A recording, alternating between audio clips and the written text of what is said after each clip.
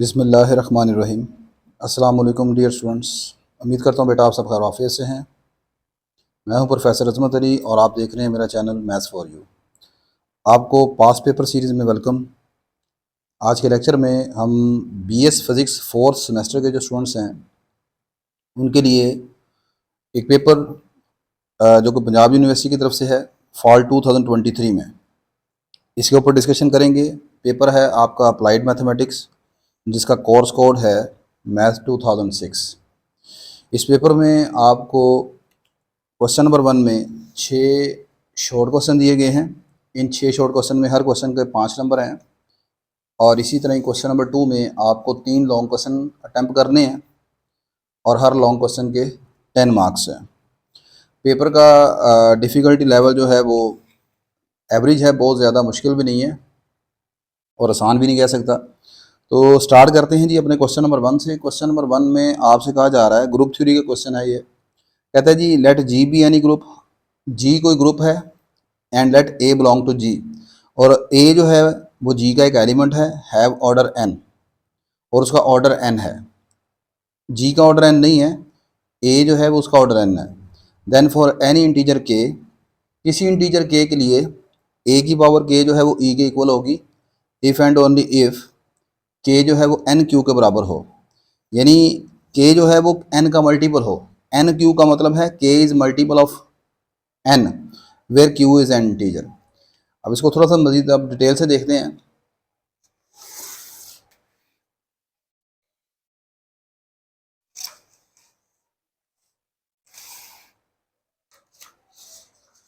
अच्छा जी, यहाँ पर जो मैं ये आपको चीज़ बता रहा था, कह रहा है कि के एन क्यू का मतलब है, इसको थोड़ा सा समझ लें ज़रा। यहाँ पर देखें, ए का ऑर्डर मिसाल के तौर पर मैं आपको कहता हूँ ए का ऑर्डर 20 है या 12 है सवाल।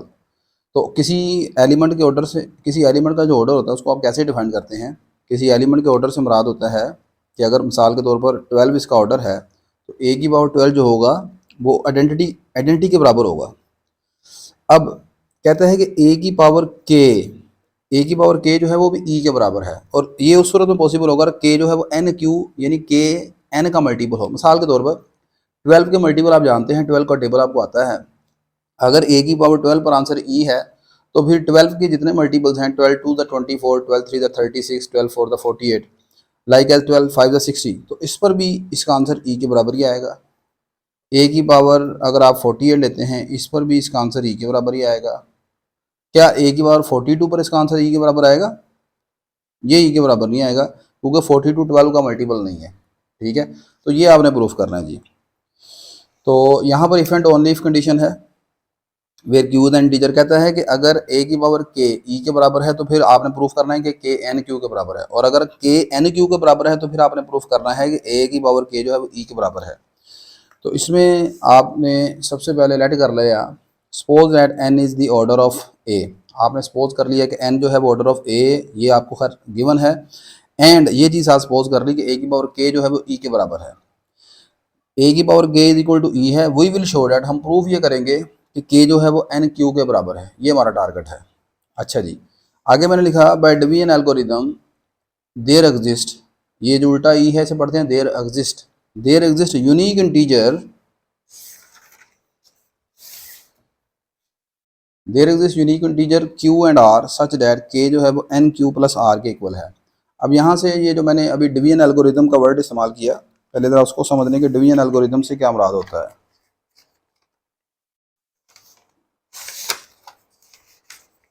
मैं एक पेज पकड़ूँ ज़रा। देखिए, डिवीजन एल्गोरिदम का मतलब है, मिसाल के तौर पर मैं आपसे कहता हूँ कि आपने 8 को 3 पर डिवाइड करना है, तो इसमें आप किस तरह डिवाइड करते हैं? 3 टू द 6, या चलें थोड़ा सा मैं नंबर डिफरेंट कर लेता हूँ, जैसे यहाँ पर 14 रख लेते हैं।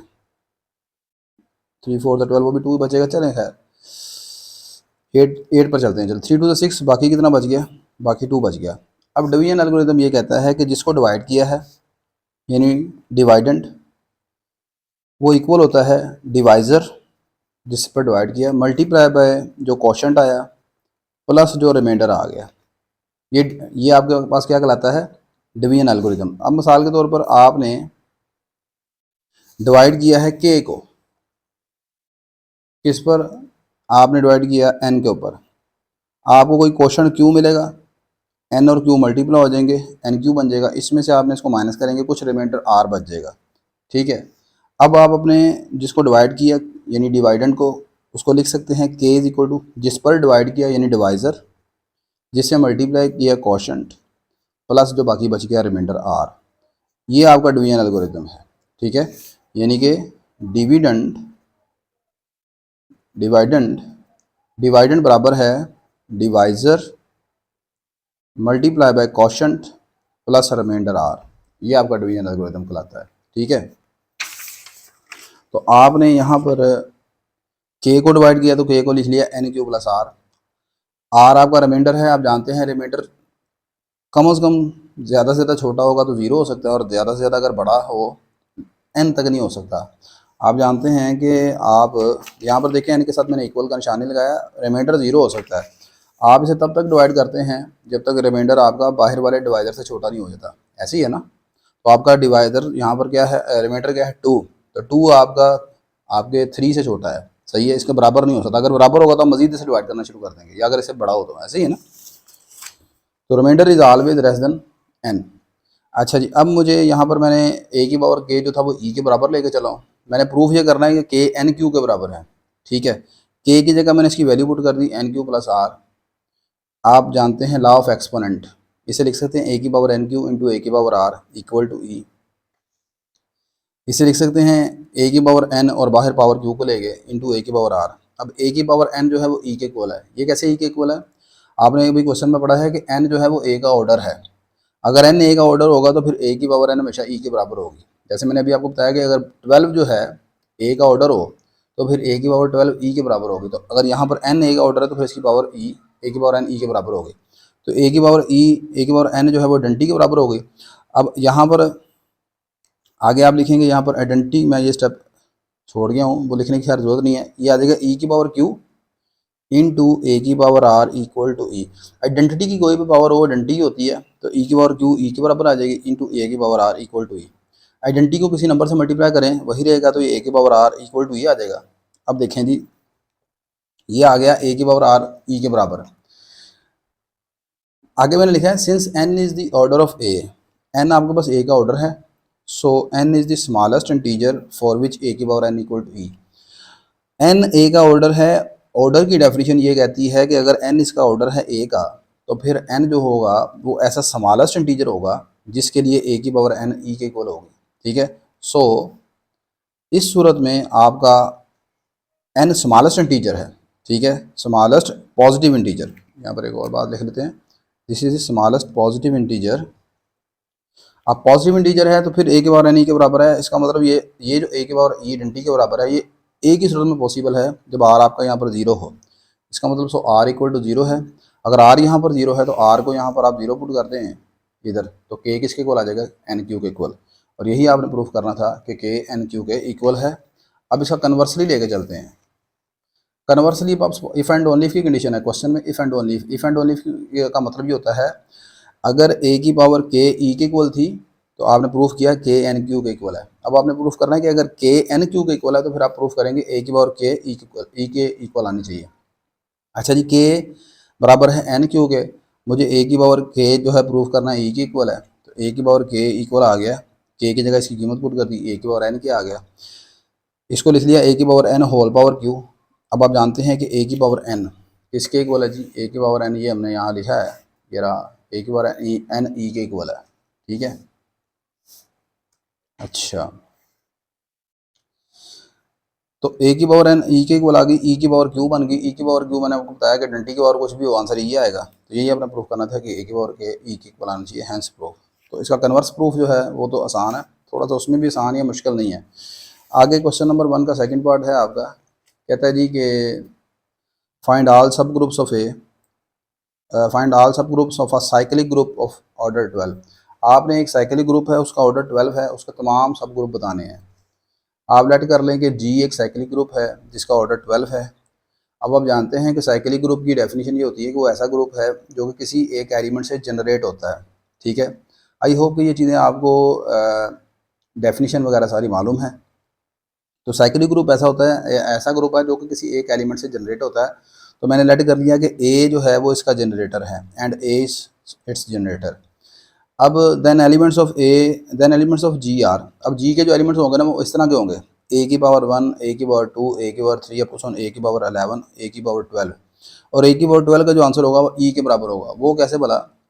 याद रखें किसी साइक्लिक ग्रुप में, बात को गौर से सुनिएगा, किसी साइक्लिक ग्रुप में अगर जी का ऑर्डर 12 है तो फिर ए की पावर 12 जो होगा उसके जनरेटर का ऑर्डर भी 12 ही होगा।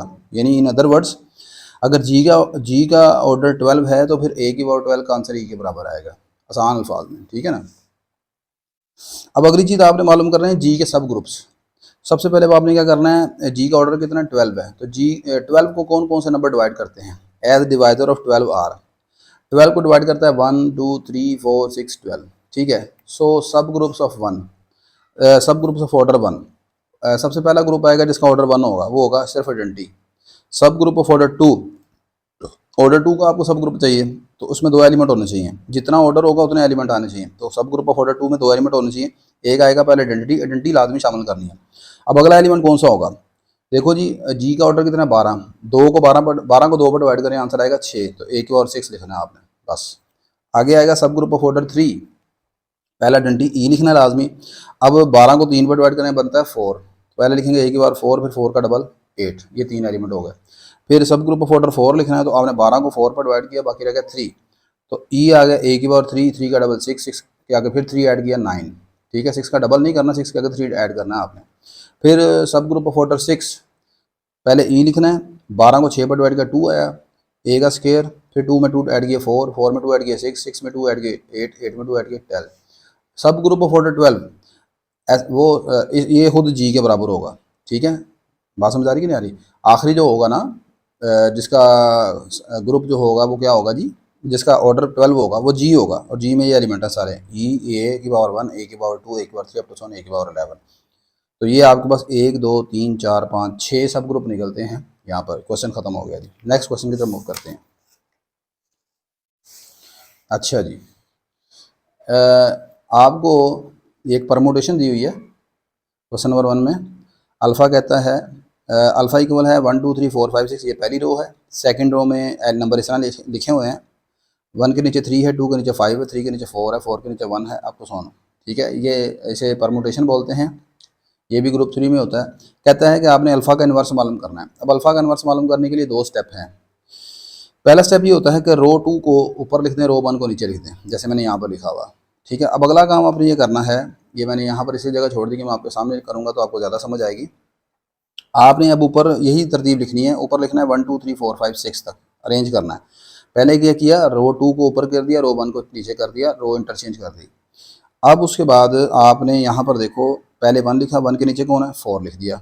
अब आगे लिखना है 2, 2 के नीचे कौन है 6, ये 6 लिख दिया। आगे कौन है 3, 3 लिखना है, 3 के नीचे कौन है यहाँ पर 1 आ गया। फिर लिखना है 4, 4 के नीचे कौन है जी 3 है यहाँ पर, ये 3 नीचे लिख दिया। फिर लिखना है आपने 5, ठीक है। 5 के नीचे कौन है 2, ये 2 लिख दिया आपने। फिर लिखना है 6, 6 के नीचे कौन है 7, 7 लिख दिया आपने। फिर आगे लिखना है लास्ट 7, 7 के नीचे कौन है 5। ये आपके पास इसका अल्फ़ा का इन्वर्स है। तो ये बड़ा आसान सा क्वेश्चन उसने दिया आपका, ये मुफ्त के नंबर थे 5 नंबर। नेक्स्ट क्वेश्चन नंबर 1 का fourth part, multiple integral double integral का क्वेश्चन है, ठीक है। क्वेश्चन नंबर 1 का फोर्थ पार्ट कहता है जी, evaluate double integral d x d y x square plus y square by changing to polar coordinates. इसे पोलर कोऑर्डिनेट्स में बदलते हुए आपने डबल इंटीग्रल सॉल्व करना है। और दूसरी बात यह है कि in a region in the first quadrant, और है ना आपने पहले क्वाड्रेंट में है, और पहले क्वाड्रेंट में आपके पास 2 सर्कल हैं, between the circles x square plus y square equal to a square, x square plus y square equal to b square. ये दोनों सर्कल्स हैं, इसका रेडियस ए है, इसका रेडियस बी है। और अगली इन्फॉर्मेशन ये है कि जो ए है वो छोटा है यानी कि, और बी बड़ा है, यानी ये वाला सर्कल का रेडियस कम है और बी वाले सर्कल का रेडियस ज़्यादा है। तो सबसे पहले हम यहाँ पर इसे पोलर कोऑर्डिनेट्स में चेंज करते हैं। पोलर कोऑर्डिनेट्स में आप जानते हैं जो कन्वर्जन जो तरीका कार है चेंज करने का, एक्स की जगह आर कोस थीटा पुट करेंगे, वाई की जगह आर साइन थीटा पुट करेंगे। तो मुझे सबसे पहले चाहिए यहाँ पर जो डिनोमिनेटर में x square plus y square इसकी वैल्यू। तो आपने क्या किया, दोनों तरफ स्केयरिंग की और ऐड किया। X square plus y square करेंगे, इधर आ जाएगा r square cos square theta, ये आ जाएगा r square sine square theta. तो वहाँ से आर स्केयर कॉमन निकालेंगे, cos square theta plus sine square theta 1 हो जाएगा, तो x square plus y square r square के ऊपर आ जाएगा। पोलर कोऑर्डिनेट्स में याद रखिएगा जो डी एक्स डी वाई होता है ना, इसका फार्मूला ये होता है r into d r d theta. देखें ना, मुझे नोमिनेटर में डी एक्स डी वाई की वैल्यू चाहिए, तो ये आ गया r into d r d theta. लेकिन डबल इंटीग्रल में ये जो दो चीज़ें नज़र आ रही हैं डी एक्स डी वाई, इसकी वैल्यू भी मैं निकाल चुका हूँ, वो है r d r d theta, और नीचे वाले की वैल्यू निकाल चुका हूँ, वो है आर स्केयर के इक्वल। अब आप जानते हैं यहाँ पर पोलर कोऑर्डिनेट्स में दो वेरिएबल हैं, एक है आर और दूसरा है थीटा। मुझे आर और थीटा दोनों की वैल्यू चाहिए, यानी लिमिट ऑफ इंटीग्रेशन चाहिए। यहाँ पर दो इंटीग्रल ना, तो लिमिट ऑफ इंटीग्रेशन। अब वो लिमिट ऑफ इंटीग्रेशन कैसे निकालनी है वो तो देखिएगा। ये मेरे पास फिगर है, ये जो आपके पास अंदर वाला सर्कल है जिसका ये रेडियस ए है, बाहर वाला आउटर सर्कल उसका रेडियस बी है। आपने पहले क्वाड्रेंट में रहना है, दोनों सर्कल के बिटवीन में उसने एरिया का है, तो दोनों सर्कल के बिटवीन ये एरिया बनता है, ठीक है। इसके इस एरिया के ऊपर रहते हुए आपने इंटीग्रेशन करनी है। इन अदर वर्ड्स, अब यहाँ पर आपने थीटा कैलकुलेट करना है। अब मुझे बताएं, ये पहले क्वाड्रेंट में आपका थीटा कहाँ से कहाँ तक है? यहाँ से लेकर एक्स एक्सिस से पॉजिटिव वाई एक्सिस तक है, तो ये पूरा एंगल कितना बनता है? 90 डिग्री का। इन दी फर्स्ट क्वाड्रेंट आपका थीटा जो है वो 0 से π/2 है, एंड आपका आर कहाँ से कहाँ तक है? अब देखो जी, आर निकालना है आपने। आर का मतलब यहाँ पर जो उनके रेडियसेस के दरमियान, रेडियस की जो रेंज है, देखो यहाँ पर आपने ये जो मैंने शेडेड किया हुआ है इसको ज़रा गौर से देखिएगा। ये है एक अंदर सर्कल है, इनर सर्कल। वो इनर सर्कल आपका यहाँ पर आके ए पर ख़त्म हो जाता है, बाहर एक आउटर सर्कल वो बी पर ख़त्म हो जाता है, तो ये आपका आर होगा ए से बी के दरमियान। सही है, इन दोनों के दरमियान का एरिया बनेगा, आर आपका है ए से बी के दरमियान। चलें जी, अब आपने अपना जो इंटीग्रल है, गिवन इंटीग्रल विल बिकम, आपके इंटीग्रल की जो नई शक्ल है वो कुछ इस तरह की है। ऊपर इसकी जगह मैं लिखूंगा आर डी थीटा, नीचे x square plus y square की कीमत लिख ली है, ये रही, ये आर स्क्वायर है। तो ये तमाम वैल्यूज यहाँ पर इस डबल इंटीग्रल में पुट कर दी, और लिमिट ऑफ इंटीग्रेशन आ जाएगी। अंदर वाली लिमिट पहले आर की लिमिट्स है ए से बी, और बाहर वाली लिमिट थीटा की लिमिट है 0 से π/2। तो पहले मैं इसे आर के विद रिस्पेक्ट इंटीग्रेट कर रहा हूँ। पहले आर और आर स्क्वायर कैंसिल हो गया, तो रह गया D R over D R, ये रह गया डी थीटा, ठीक है। अच्छा जी, डी आर ओवर आर ये इंटीग्रेशन हो जाएगी इसकी, आप जानते हैं लॉग ऑफ आर। सही है। अब आपको बच्चा अगर पूछता है कि सर क्या हम थीटा के विद रिस्पेक्ट पहले इंटीग्रेट कर सकते हैं? जी बिल्कुल कर सकते हैं। आप थीटा के विद रिस्पेक्ट पहले इंटीग्रेट करें और आर के विद रिस्पेक्ट बाद में कर सकते हैं, लेकिन उस सूरत में फिर ये वाला थीटा की लिमिट्स अंदर आएंगी और आर की लिमिट्स बाहर लिखेंगे आप। सही है, ये याद रखिएगा। अच्छा, ये आ गया नेचुरल लॉग ऑफ आर, और लिमिट ऑफ इंटीग्रेशन आर की है ए से बी। अब अपर लिमिट पुट की, ये लॉग ऑफ बी आ गया minus lower limit log of a आ गया। Log of b minus log of a ये कांस्टेंट नंबर हैं, इनको बाहर निकाल लिया। आप जानते हैं इंटीग्रेशन का असूल है कि जो नंबर्स होते हैं कांस्टेंट उन्हें बाहर निकाल लेते हैं। ये रह गया अंदर 0 से π/2 डी थीटा, ठीक है। ये आप लिख लिया आपने, इसे लॉग की प्रॉपर्टी के मुताबिक आप लिख सकते हैं इस तरह, लॉग ऑफ बी ओवर ए, और डी थीटा की इंटीग्रेशन हो गई थीटा 0 से π/2। अपर लिमिट पर इसका आंसर π/2 थीटा की जगह, और लोअर लिमिट पुट की तो 0, π/2 माइनस 0, π/2 माइनस 0 π/2 रह गया, तो ये आपका आंसर है जी π/2 लॉग बी ओवर ए। ठीक है जी, तो ये आपका क्वेश्चन नंबर 1 का 4th पार्ट कंप्लीट हो गया। नेक्स्ट क्वेश्चन नंबर 1 का 5th पार्ट। क्वेश्चन नंबर 1 का 5th पार्ट कहता है जी, find an equation of the tangent plane at any point px1 y1 of the elliptic paraboloid z is equal to x square plus 4y square. आपने इस elliptic paraboloid के ऊपर equation of tangent मालूम करनी है, और इक्वेशन ऑफ टेंजेंट प्लेन मालूम करनी है, और पॉइंट आपको ये दिया हुआ है। इक्वेशन ऑफ टेंजेंट प्लेन मालूम करने के लिए सबसे पहले आपने काम करना है, ये जो आपको कर्व दी है एलिप्टिक पैराबोलॉइड, इसका नाम हमने रख लिया एफ लिख लें, या फिर ऐसे भी लिख सकते हैं पूरा fx, y, z। ठीक है ना, क्योंकि 3 वेरिएबल है तो x y z। इसमें करना सबसे पहले आपने ये है कि तीनों वेरिएबल एक साइड पर कर लें। ये आ गया x square plus 4y square, G को इस तरफ ले आए माइनस जी, इक्वल टू इधर आ जाएगा 0। अब आपने यहाँ पर पार्शियल डेरिवेटिव निकालने हैं।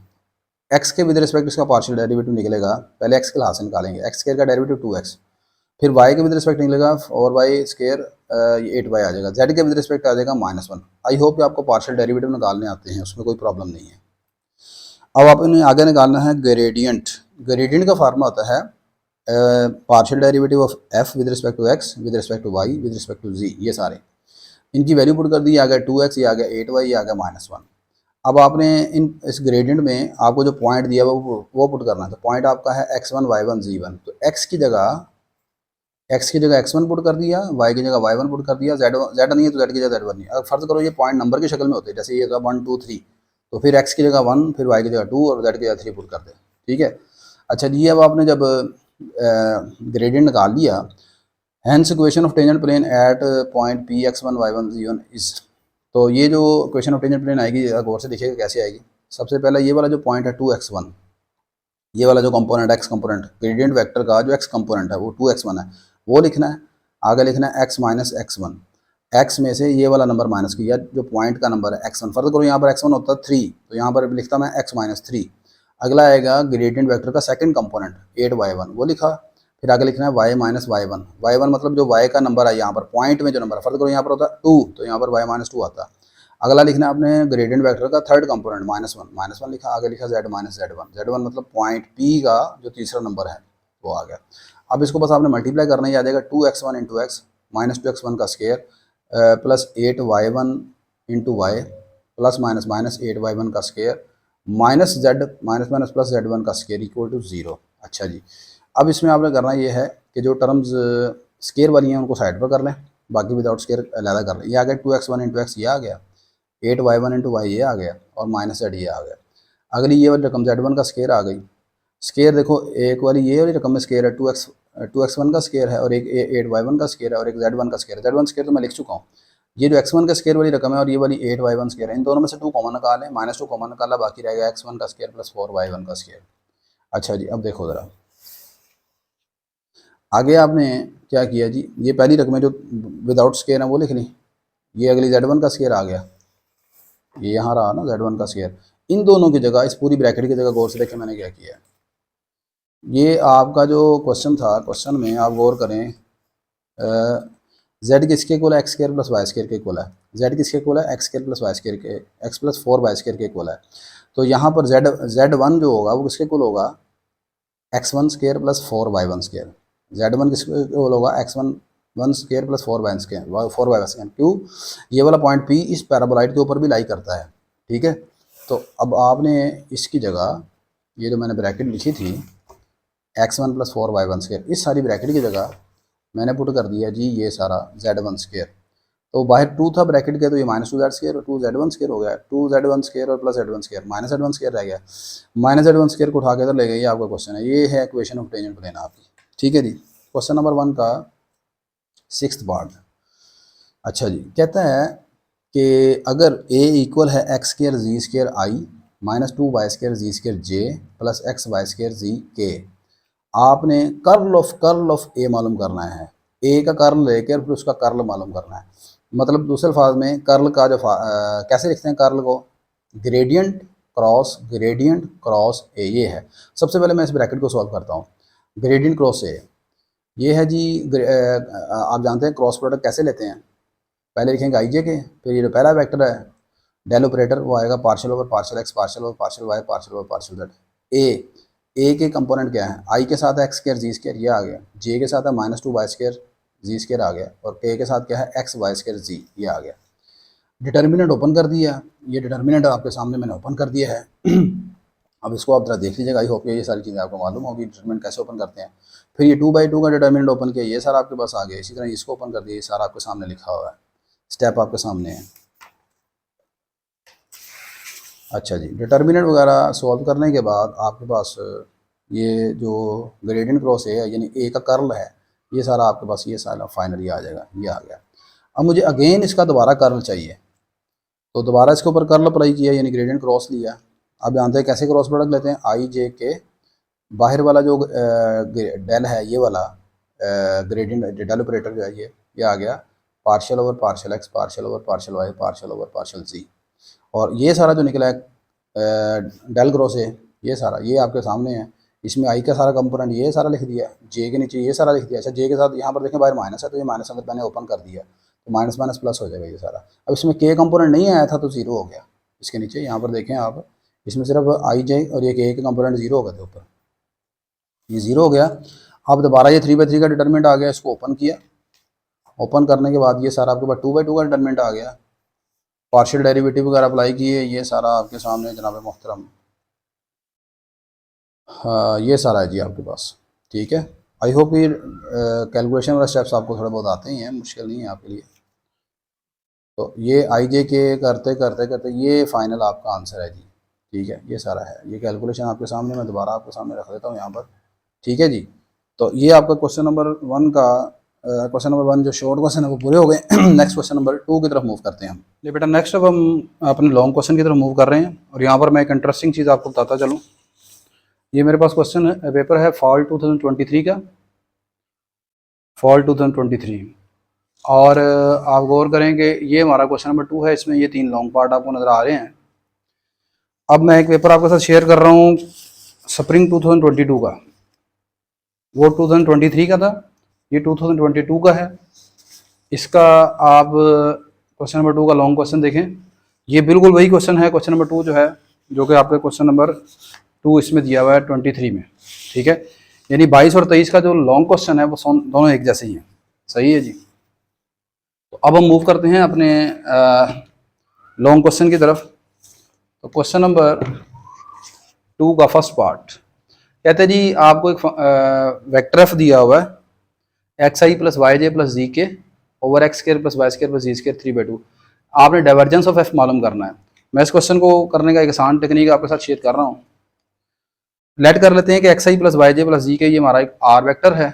देन आप जानते हैं कि वेक्टर आर की जो मैग्नीट्यूड है उसको हम ऐसे लिखते हैं आर वेक्टर का एब्सोल्यूट, या ऐसे मैं सिंपल एरो के निशान के बगैर इस तरह लिख लिया। और मैग्नीट्यूड कैसे निकालते हैं, वो आ जाएगा under x square plus y square plus z square. दोनों तो स्क्वायरिंग कर लेते हैं, आर स्क्वायर आ जाएगा x square plus y square plus z square के इक्वल। तो इसका मतलब ये हमारा जो वेक्टर एफ है ये कुछ इस तरह लिखा जा सकता है। ऊपर सारा वेक्टर आर आ गया, नीचे मैंने इस सारे की जगह x square plus y square plus z square की जगह लिख दिया आर स्क्वायर। तो ये कुछ ऐसे आ जाएगा r vector over r square whole power 3/2, क्योंकि यहाँ पर पावर देखें 3/2 है ये यहाँ पर। ठीक है, अच्छा जी, ये पावर 2 और स्क्वायर ये कैंसिल हो जाएंगे, बाकी रह जाएगा आर क्यूब, इसे लिख लिया 1 over r cube r vector. सही है जी। अब मुझे चाहिए divergence of F, we need to find divergence of F. और डाइवर्जेंस ऑफ एफ होता है, आप जानते हैं, डेल डॉट एफ के इक्वल। तो ये आ जाएगा आपके पास del dot F equal to del dot F. F हमारा बना है 1 over r cube r vector. यहाँ पर मैं एक फार्मूला यूज़ करूँगा डाइवर्जेंस ऑफ साई, साई यानी स्केलर पॉइंट फंक्शन, और ए वेक्टर यानी ए अगर एक है, एक चीज़ है वेक्टर, ए वेक्टर है और दूसरा स्केलर पॉइंट फंक्शन है, इसके ऊपर आपने डाइवर्जेंस अप्लाई करना। तो वो होता है, ये फार्मूला होता है, पहले आप लिखेंगे साई, फिर divergence of A plus gradient of phi dot A vector.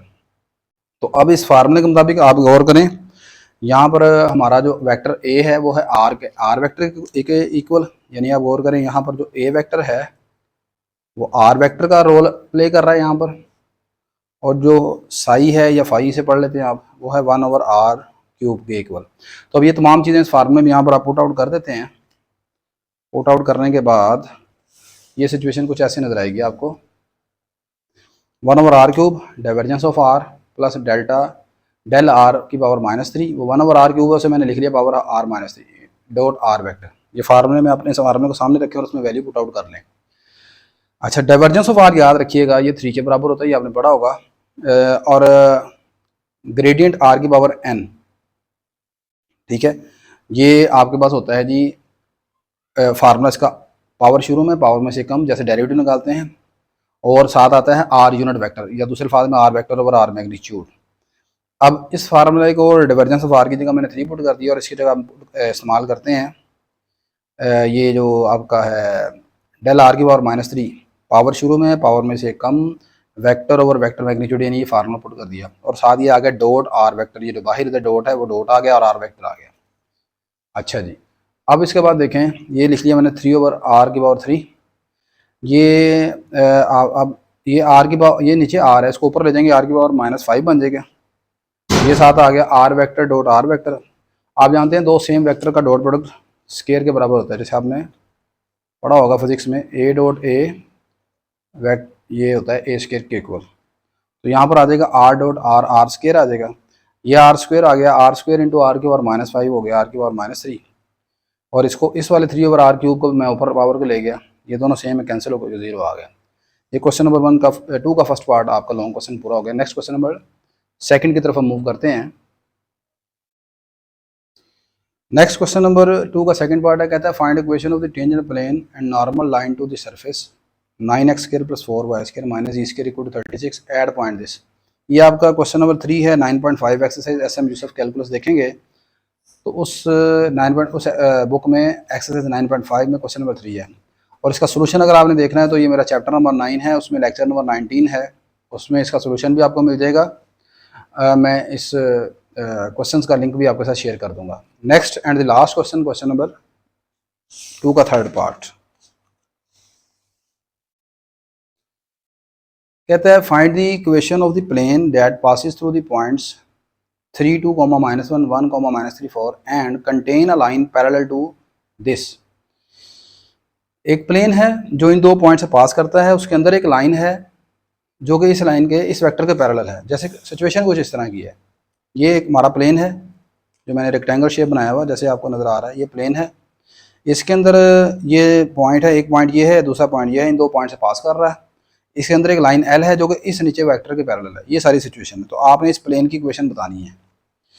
अच्छा जी, मैंने लिखा जी as we know that equation of the plane passes through the point P x1 y1 z1। हम जानते हैं कि एक प्लेन की इक्वेशन जो कि एक इस पॉइंट से पास कर रहा हो और हैविंग नॉर्मल वेक्टर, उसके ऊपर नॉर्मल वेक्टर ये है ए b c is given by, ये फार्मूला है इक्वेशन ऑफ प्लेन का, a into x minus x1 plus b into y minus y1 plus c into z minus z1 is point से पास कर रहा है और विद नॉर्मल वेक्टर ये है। अच्छा, अब यहाँ पर ये प्लेन दो पॉइंट से पास कर रहा है, पहला ये पॉइंट है 3 2 -1, तो पहले हम इसको इस्तेमाल करते हैं। तो मैंने लिखा कि आप x1 की जगह 3, यहाँ पर y1 की जगह 2 और z1 की जगह -1 इस पूरी इक्वेशन नंबर 1 में पुट कर दें। ये पुट करेंगे आ जाएगा a into x minus 3, x1 की जगह 3 पुट किया, y1 की जगह 2 पुट किया, z1 की जगह -1 पुट किया, तो ये z प्लस 1 हो गया। अच्छा, अब आगे मैंने लिखा सिंस 2 आल्सो पासिस थ्रू, ये जो अब क्वेश्चन ऑफ जो नंबर 2 बनी है ये किससे बनी है? क्वेश्चन नंबर 1 से। क्वेश्चन नंबर 1 कौन है? प्लेन की इक्वेशन है। तो अब ये जो है वो आपके पास इस पॉइंट से दोबारा पास कर रही है 1 -3 4 से, दो मरतबा पास करता है ना प्लेन आपका, ठीक है। तो अब यहाँ पर आकर अब आप दोबारा x की जगह 1, y की जगह -3 और z की जगह 4 पुट कर दें। पहले हमने x1 y1 z1 की जगह पुट किया था, अब आप x y z की जगह पुट करें, ये वाला पॉइंट, ये दूसरा पॉइंट 1 -3 4 2 में, ठीक है जी। तो x की जगह पुट करना है 1, y की जगह पुट करना है -3 और z की जगह पुट करना है 4 इंटू, यहाँ पर पुट कर दिया। पुट करने के बाद बेटा ये आपके पास बन गई option a into 1 -3 b into minus, ये सारा पुट करके ये क्वेश्चन आ गई -2a -5b plus 5c equal to 0, ये 3 आ गया, इसे मैंने 3 कह दिया। अच्छा जी, अब आपके पास अगली इन्फॉर्मेशन ये थी since required plane contain a line parallel to this. अगली इन्फॉर्मेशन ये थी कि जो हमारा प्लेन है इसके अंदर एक लाइन मौजूद है जो कि इसके पैरेलल है 2i - 4j + 3k। अच्छा, सो नॉर्मल वेक्टर, अब इस प्लेन के ऊपर एक नॉर्मल वेक्टर है। नॉर्मल वेक्टर किसे कहते हैं? Perpendicular vector. अब मुझे बताएं कि अगर ये वाली लाइन एल इस जो 2i - 4j + 3k इस वेक्टर के पैरेलल है, तो नॉर्मल वेक्टर क्या होता है? ऐसा वेक्टर जो इस प्लेन के ऊपर परपेंडिकुलर, जैसे आप ये आपको मार्कर नजर आ रहा है बिल्कुल जो परपेंडिकुलर है, सही है। तो जो परपेंडिकुलर वेक्टर होगा, ठीक है, इस प्लेन के ऊपर, वो क्या होगा? वो इस नॉर्मल ये जो वेक्टर है 2i - 4j + 3 इसके भी क्या होगा? परपेंडिकुलर ही होगा ना, क्योंकि ये दोनों लाइनें हैं, दोनों लाइनें पैरेलल हैं। So normal vector to plane will perpendicular to this. So अब आप जानते हैं फिजिक्स में आपने पढ़ा कि अगर दो वेक्टर परपेंडिकुलर उनका डॉट प्रोडक्ट 0 होता है। तो ये पहला नॉर्मल वेक्टर आ गया, दूसरा ये वाला वेक्टर जो दिया हुआ इन दोनों का डॉट प्रोडक्ट लिया 0 के इक्वल आ गया। इस वेक्टर को मैंने आई जे के की बजाय कोमा की शक्ल में लिख लिया 2, -4 3। आप डॉट प्रोडक्ट अब जानते हैं कैसे निकालते हैं, 2a - 4b + 3c = 0। अब मेरे पास 3 इक्वेशंस हैं और 3 इक्वेशंस में ए बी सी है। कैसे? एक तो ये इक्वेशन हो गई, इसमें ABC है, दूसरी ये वाली इक्वेशन आ गई, इसमें ABC है, और तीसरी ये इक्वेशन जो शुरू में थी, मतलब ये वाली 2 वाली, इसमें भी ABC है। मुझे इन तीनों इक्वेशनों से ABC की वैल्यू निकालनी है। ABC निकला है तो मेरा क्वेश्चन खत्म हो जाएगा। अब वो कैसे निकालते हैं? यहाँ पर सिंपल आपने क्या करना है, डिटर्मिनेंट लेना है, उसको 0 के इक्वल पुट कर देना है। डिटर्मिनेंट कैसे लेना है देखें, यहाँ पर A के साथ कोफिशिएंट है x - 3, B के साथ कोफिशिएंट है y - 2, C के साथ कोफिशिएंट है z + 1। ये मेरे पास पहले ये पहला सारा लिख दिया, ठीक है। उसके बाद यहाँ पर ऊपर चले तो A के साथ कोफिशिएंट है -2 -5 C 5, ये आ गया -2 -5 5, और आखिरी क्वेश्चन में A का कोफिशिएंट है 2 -4, B का और C का 3, ये यहाँ पर पुट कर दिया इक्वल टू 0। अब डिटर्मिनेंट आपको ओपन करने आता है सारा, वो ओपन कर लेंगे आप फर्स्ट रो फर्स्ट कॉलम से, जैसे आप ओपन करते हैं 3/3 का। ये सारी चीज़ें आपको मालूम होंगी। करने के बाद फाइनल आपके पास ये सारा आंसर आएगा और यही रिक्वायर्ड क्वेश्चन ऑफ प्लेन है।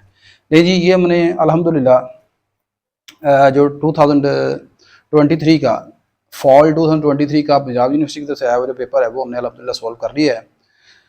आई होप कि इससे आपको हेल्प मिलेगी। वीडियो अच्छी हुई तो लाजमन इसे लाइक कर लीजिएगा, शेयर कर लीजिएगा और चैनल को सब्सक्राइब कर लीजिएगा। और मुझे कमेंट्स करके बताइएगा कि वीडियो आपके लिए हेल्पफुल है, ताकि हम मज़ीद जो आपके पेपर्स हैं उनको भी सॉल्व कर सकें। और दुआओं में अपनी याद रखिएगा। अल्लाह हाफिज़।